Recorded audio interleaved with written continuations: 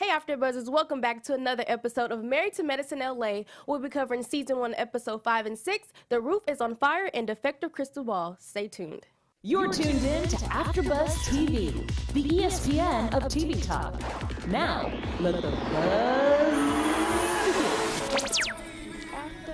AfterBuzz, it's so weird, doing this dance by myself. But hey guys, welcome back to Married to Medicine LA. I'm your host, Sierra Stafford, and of course, you're probably thinking, where the heck is McCall? So McCall Hall, she's out for this week, but she will be back next week. So we're going to send her much love and blessings. But let's get straight into this episode. So I will be covering episodes 5 and 6. And as we know, it has been a lot going on, a lot of drama for your mama, literally. So we're going to get straight into it. We have Noel's 40th birthday, dad versus daughter, apology accepted or not, and of course our news and gossip, special segments and predictions, and then there's more.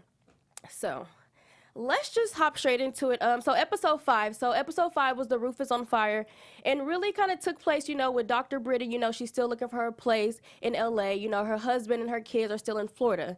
Now, they have been on the house hunt for quite some time now, and Dr. Britta's husband, he wants to stay in the country, but she's like, I want to stay in the city.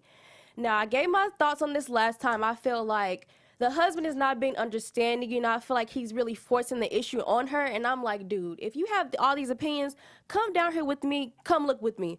But, they're still looking for a place. Dr. Britton actually found a good place, and she took Shanique with her, and, the price was nice, the city was nice, but the house just looked a little, not up to date. So didn't really go well, and every time Dr. Britton thinks she finds a home, he says, no, that's not the one. So I know you guys are probably just ready for them to find a house because I'm over it. I'm just ready for it to be done, and I just can't wait for them all to be in the same city in LA. So I really do hope Dr. Britton and her husband gets it together, finds a home that's perfect for them and their family, and we'll just have to, just stay tuned to see what happens because, as we see, it's going to be a long waiting game.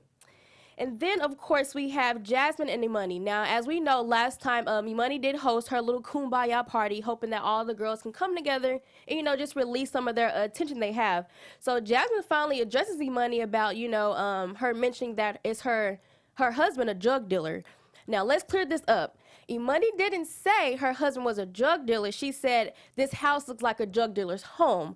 But Jasmine was like, I don't care what you said, how you said it, how you worded it, it's still some type of affirmation that my husband does drugs. So, they had their little hash out about that. Jasmine wasn't really feeling it. And then, of course, we'll get into what really, happened and how it resolved. And then, of course, we know that Noelle, her daughter, she's in a new school. She's in a private school. And, she feels like she's the only one of her race in the school, so she doesn't really fit in. And that's honestly tough to watch. She's the only child. She's a daughter, she's, her mom wants her to grow up in the best school possible, but, she doesn't fit in with the kids there, based off her race. So, we just see, Noelle and her husband go through it, just to figure out how they can help their daughter. And I really do love how Noelle said, I'm not going to pull her out of school. I'm just going to trust God and pray because I know, she'll get used to it. And you know how kids are, it takes them a while to get used to school and, the environment. So we're hoping that, her daughter will come around. She will make friends, and it does get a little bit more comfortable for her. So hopefully, they get through that because nobody wants to feel like that. Now, episode 6. Now, this is where things get tricky, okay? So episode 6 was the defective crystal ball. Now, it was called the defective crystal ball because Noelle had her 40th birthday. And let me tell you, this is a fine 40-year-old, okay? She does not look 40, and she shows it at her party. All the ladies had to come in black gowns, and she popped out in her red. So it was a real Chicago, like a throwback theme party. I was here for it. But as we know, at all parties, on all reality TV shows, we know it's going to be some type of drama, some type of fight. So, of course, Noelle actually has this friend who's actually an intuitive. So an intuitive, if you don't know, it's like a person who reads the palms or like a psychic or things of that nature. So she actually invited her friend Sahara, which is an intuitive, to come and just talk to all the girls. And, I don't know if that was a good idea because, some people are not into those type of things. And as we see, some girls were here for it, some girls weren't, like for Dr. Britton. She kind of mentioned that you have a wall up. And now by this wall, I took it as she has a wall up towards her husband, and the house looking and the house hunting. But Dr. Brennan was like, what wall? Like, she was kind of, battling Sahara, the intuitive. And so she kind of stormed out. She was like, I don't like this. I don't like what you're talking about. And Sahara got right with her. Now, this is what I found was tricky. If you're a palm reader, I thought you're supposed to stay calm. Sahara literally snapped back on everybody. And I think that's what made it so intense, because she's like, if you're not going to listen to what I have to say, then you can leave. And so, of course, all the doctors left when, they didn't feel like she was being reciprocated to them. So Dr. Brennan, she didn't like what she had to say. And then Jasmine didn't like what she had to say as well, because she basically got all of Jasmine Reed's wrong. She said Jasmine has been dating somebody. She said, Jasmine doesn't want to share her husband, which is true. And I have some tea on that. But, Jasmine was basically saying, I don't have to tell you my husband's name. She was kind of being very compatible with the lady as well. So it didn't really go as we planned, but, I guess Noelle learned a lesson to not bring her beliefs into her friends, because they're not here for it.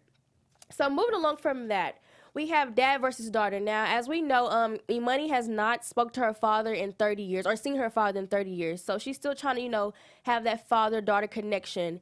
Now, her family, like her husband, her mother, they're not here for it. They're like, leave him where he at. He's still your father. He left you abandoned all this time. Why do you care to reach out? But of course, Imani's like, I still want to know my dad. I still want to have that relationship with him, this, that, and the third. But so clearly the dad, he didn't want to meet up with her, as we know last time. He did not want to meet up with her. So Imani decided to let me call my sister, who she found out she had, and let me see, if she talked to my dad or if my dad talks about me. Now, I just want to ask you guys, do you think that Imani should let it go, like stop reaching out to her father, or you think that she should keep trying? Because for me, I mean, I've never had to experience that, thankfully, but I feel like you can never tell someone when to stop searching for someone they love. At the end of the day, that's still her father, and, she went her whole life without him, so you can't blame her for wanting to fill that void. But then again, if someone's constantly, like, giving you the upper hand, or like saying no, then it's kind of like you have to take it for what it is. And I kind of agree with her mom when she's like, just stop, like, just let it go. So just tell me what you guys think about that situation in the comments. And I really do hope that she comes to some resolution that makes her feel happy within, because I really feel like Dr. Money's not letting this go. So I hope her dad reaches out. If not, just let it go. I mean, you've lived a great life thus far. You got a kid, you balling, you have a husband. Like, you don't even worry about what doesn't matter anymore. So I hope she does find that resolution. And then next we have apology accepted or not. So as we mentioned, Jasmine and Imani finally, talked about the beef they had, between the drug dealer house, at Noelle's party. So basically, Jasmine did not accept her apology. She felt like it wasn't genuine. She said, even if you are sorry, you would never mention my husband. I have an image to uphold. You don't. Now, that was shade, by the way. I'm going to just throw that out there. Dr. Money's a very prestigious doctor, and you have money, too, because of your husband. So I don't like how she tried to belittle her, but I get where she's coming from out of her anger. And then Jasmine also brought her family with her, so she thought she had to have, like, a bodyguard at the party, like they was finna fight or something. So, Imani tried to pull Jasmine to the side, and she was like, no, you can talk in front of me. And I felt like that was a bit much. Like, you could have went to the side like a grown woman, but I mean, Imani was like, here, let's go, let's talk about it. She apologized, and Jasmine was not here for it. So we'll see if that goes further, if they really can just be cordial. But as of now, yeah, Jasmine gave Imani the out here, get away. So we'll see how that goes.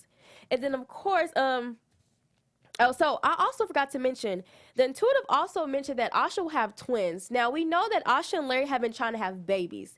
And, he was kind of like on edge about it, because he kept saying money, which we all were like, money, you're a doctor. Like, how do you not have money for kids? But the intuitive kind of mentioned that Asha will have twins. So, with that being said, that made me very happy, because, we had Asha here on the show, and, we just watching the show, we know she really wants a family. She's starting to get of age. So, although the intuitive seems sketchy for the other girls, I hate to say, I hope that it's going to be some truth for Asha, because I would love to see her have babies, and, twins at that. So, that'll be cute. So, now we're just going to get straight into our news and gossip.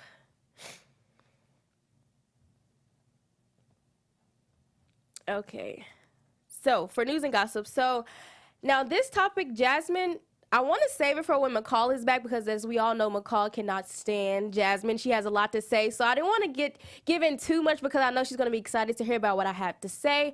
But let's just know that Jasmine's husband has been confirmed. He is not a drug dealer. He does not have a drug dealer's home. He's actually a doctor and a businessman. He is a CEO and knows a lot of businesses. I don't know what businesses, but he has a lot of them. So that's where their whole Beverly Hills, all the Rolls Royce, that's where we get all that from. So I did clear that up. I have more in detail, but we're going to wait for McCall to get back because I feel like y'all want to be there for that reaction because it's a little spicy.